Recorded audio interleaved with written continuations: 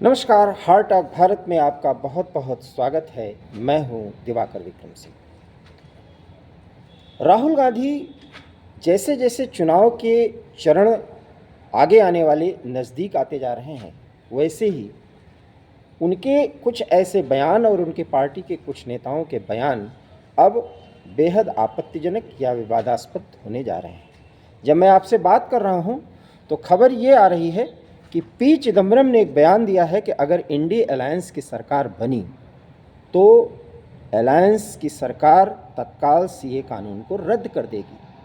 CA कानून को रद्द करने का कोई भी मामला या कोई भी वचन या कोई भी बात कांग्रेस के घोषणा पत्र तक में नहीं की गई, लेकिन पी चिदम्बरम ने ये बयान दे दिया है।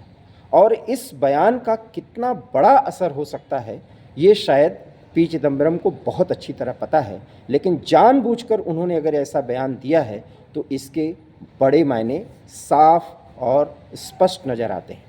सवाल ये है कि जो राहुल गांधी वायनाड से चुनाव जीतकर संसद पहुंचना चाहते हैं, वायनाड की सीट मुश्किलों में लगती है और कुछ विश्लेषक तो ये कहते हैं कि वायनाड की सीट इस कदर फंस चुकी है कि राहुल गांधी को विकल्प सोचना पड़ेगा। और ऐसे में चर्चा ये है कि वो रायबरेली या अमेठी से चुनाव लड़ सकते हैं।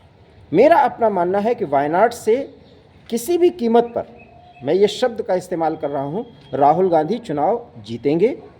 उसका मार्जिन कम हो सकता है क्योंकि त्रिकोणीय लड़ाई में भारतीय जनता पार्टी और वामपंथी पार्टियों के समर्थन से लड़ रही डी राजा की पत्नी बहुत ही अच्छी फाइट राहुल को दे रही हैं। लेकिन मेरा अपना मानना है कि कट्टरपंथियों की पूरी ताकत लगेगी राहुल गांधी को जिताने में। इसमें वो संयुक्त वामपंथी उम्मीदवार को भी हराने में कोर कसर नहीं छोड़ेंगे। और इसीलिए जो बात ये कही जा रही है कि पीएफआई और उसके राजनीतिक संस्था से राहुल गांधी को खुला समर्थन मिला है, और कही ही नहीं जा रही है, स्पष्ट रूप से पीएफआई की राजनीतिक संस्था की तरफ से बाकायदा यूनाइटेड मुस्लिम लीग की तरफ से समर्थन का ऐलान भी किया गया। और राहुल गांधी ने जब भी रोड शो किया है या कोई कार्यक्रम किया है तो उसमें वो कांग्रेस के झंडे या किसी अन्य झंडे को लहराने से बचते रहे, जबकि वो तिरंगा झंडा अपने पार्टी की रैलियों में उनके कार्यकर्ता लहराते देखे गए। तो कुल मिलाकर के वायनाड की सीट पर राहुल गांधी को बहुत पसीना बहाना पड़ा है। खबर यह है कि वो अमेठी से चुनाव लड़ेंगे, लेकिन मेरा ऐसा मानना है कि राहुल गांधी 25 अप्रैल के बाद से अमेठी के लिए नामांकन या रायबरेली के लिए नामांकन की प्रक्रिया शुरू होगी।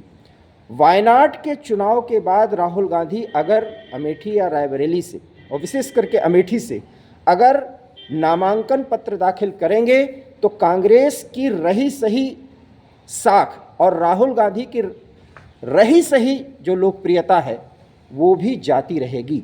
क्योंकि जितने भी चरण के चुनाव तो 7 चरणों में होंगे और एक चरण का अभी चुनाव होना है, एक चरण का चुनाव हुआ है, बाकी अभी 6 चरण होने हैं।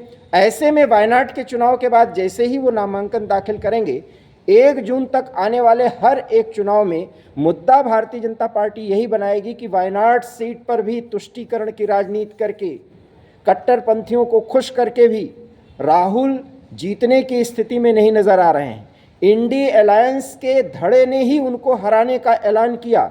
जिस तरीके से विजयन वहाँ के मुख्यमंत्री ने राहुल गांधी पर सीधा हमला किया, और साथ ही साथ जब राहुल गांधी ने विजयन पर हमला किया कि ईडी और सीबीआई केरल के मुख्यमंत्री की जांच क्यों नहीं करती, भारतीय जनता पार्टी उनकी जांच क्यों नहीं करवाती, क्योंकि वो कई भ्रष्टाचार के मामलों में उनका परिवार और वो फंसे हुए हैं। तब बृंदा करात जो वरिष्ठ वामपंथी नेता है, उन्होंने कांग्रेस के इस नीति के और राहुल गांधी के इस वक्तव्य की आलोचना की है। तो आप समझ सकते हैं कि इंडी अलायंस में आपस में कितनी कलह है, और ये अलायंस तो सिर्फ नाम मात्र का है, इसमें कोई दमखम नहीं।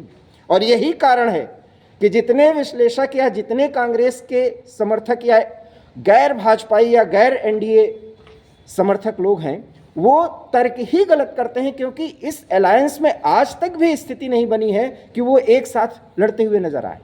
और जनता अपना वोट नहीं खराब करना चाहती, इसलिए चाहे कम वोटिंग हुई हो पहले फेज में, चाहे बहुत ज़्यादा हुई हो, बात तो इंडी अलायंस की नहीं बन रही। खैर, वो मुद्दा तो बाद में आएगा, लेकिन सवाल क्या है कि राहुल गांधी अमेठी से चुनाव लड़ेंगे या नहीं। मेरा ऐसा मानना है कि वो चुनाव नहीं लड़ेंगे, और अगर वो लड़ते हैं तो कांग्रेस के आने वाली सीटें और ज़्यादा कम हो जाएंगी। और ये इतना बड़ा, अगर कांग्रेस पार्टी जो है एक राहुल गांधी पर प्रयोग करने, और प्रयोग करेगी, वो प्रयोग करने पर आमादा है, तैयार है, या बहुत बड़ा नुकसान झेलने को भी तैयार है, तो ऐसा करेगी।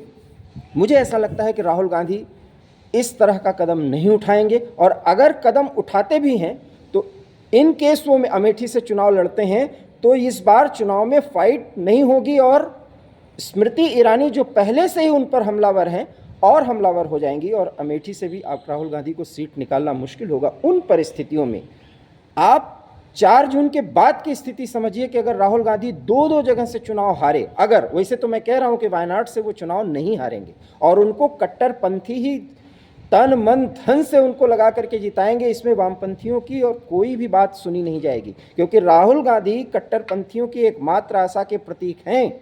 राहुल गांधी रहेंगे तो कांग्रेस का सहारा लेकर के उनके माध्यम से कट्टरपंथियों की आवाज़ संसद से लेकर के सड़क तक बाहर आती रहेगी, और मैं ये 4 जून के बाद की बात कर रहा हूँ।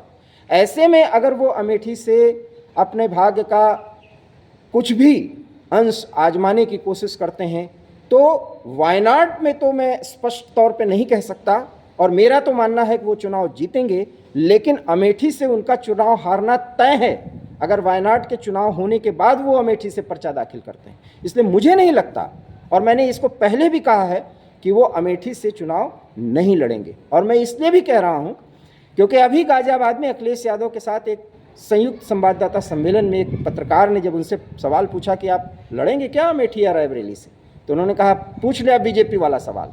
तो उत्तर प्रदेश को लगातार सिर्फ एक हार के बाद उपेक्षित कर रहे राहुल गांधी किस मुंह से अमेठी के लोगों के पास जाएंगे। और सवाल ये है कि अमेठी परंपरागत उनके पारिवारिक सीट रही है और उनसे कार्यकर्ता जुड़े भी रहे। एक हार के बाद जब इस तरीके से वो वापस चले गए और उसके बाद उन्होंने अमेठी या रायबरेली की कोई सुध नहीं ली, इस चुनाव में उत्तर प्रदेश को छोड़ दीजिए, अमेठी और रायबरेली को लेकर के कोई बहुत बड़ी बात उन्होंने नहीं कही, तो फिर किस मुंह से वो पर्चा दाखिल करेंगे। और अगर पर्चा दाखिल करेंगे तो उनकी चुनाव में हार सुनिश्चित है। और दो जो जगह से 4 जून के पहले हार का एक डर लेकर के राहुल गांधी इंडिया अलायंस के किस नेता के तौर पर अपने आप को प्रस्तुत करेंगे, ये बहुत बड़ा सवाल है। इसलिए जो भी कयास लगाए, मेरा अपना आकलन और अनुमान है कि रायबरेली और अमेठी से इस बार गांधी परिवार का कोई भी व्यक्ति अगर चुनाव लड़ने आएगा, जैसे रायबरेली से कहा जा रहा है प्रियंका या रॉबर्ट वाड्रा, उनके अंतर्कलह कुछ और हो सकते हैं, और जिस पे काफ़ी चर्चाएं हैं कि रॉबर्ट वाड्रा तो चाहते हैं लेकिन उनको भी कांग्रेस के जो कोटरी है राहुल गांधी की वही नहीं आगे बढ़ने दे रही। ये बाद में हम बात करेंगे, लेकिन इतना ज़रूर है कि इस परिवार का इन दोनों संसदीय क्षेत्र से कोई भी व्यक्ति आएगा तो उसके लिए चुनाव बहुत मुश्किल है। और इसलिए मैं बार बार कह रहा हूं कि वायनाड में जितनी भी मुश्किल राहुल को आए, वो अंततोगत्वा पूरी जान लगा देंगे, और ये सुनिश्चित है कि उनकी जीत चाहे कम मार्जिन से हो, लेकिन वायनाड से वो चुनाव जीत रहे हैं। वो रायबरेली और अमेठी में एक चुनावी माहौल में अपने आप को नहीं ढकेलेंगे, और हो सकता है प्रचार के लिए वो चले जाएं, जो भी कैंडिडेट खड़ा किया जाए, और स्थानीय स्तर का ही कोई नेता रायबरेली और अमेठी से उतारा जाएगा, और हो सकता है कि वो बेहतर प्रदर्शन करे। चुनाव में जीत की तो कोई संभावना नहीं है, क्योंकि सुल्तानपुर, अमेठी, रायबरेली, ये सराउंडिंग एरिया में कांग्रेस और गांधी परिवार की उपेक्षापूर्ण जो व्यवहार रहा है, जो नीति रही है, रणनीति रही है, उसको लेकर के आम जनता में नाराज़गी है। ऐसे में कांग्रेस के कर्मठ कार्यकर्ता जो रायबरेली और अमेठी से गांधी परिवार से जुड़े हैं, वो कहाँ तक मेहनत करेंगे, कहाँ तक दमखम लगा पाएंगे, क्योंकि चुनाव के दौरान भी अमेठी को लेकर के उन्होंने कोई बहुत बड़ी बात नहीं कही है। ऐसे में मुझे नहीं लगता कि वायनाड की सीट पे चुनाव संपन्न होने के बाद वो यहाँ से नामांकन दाखिल करेंगे। फिर तो संकेत चला जाएगा कि राहुल गांधी को इनपुट मिल गया है कि वो हार जाएंगे चुनाव। और ये संकेत दे करके बाकी चरणों में वो इंडी अलायंस और कांग्रेस का कितना नुकसान कर जाएंगे, इसका आप सहज अनुमान लगा लीजिए।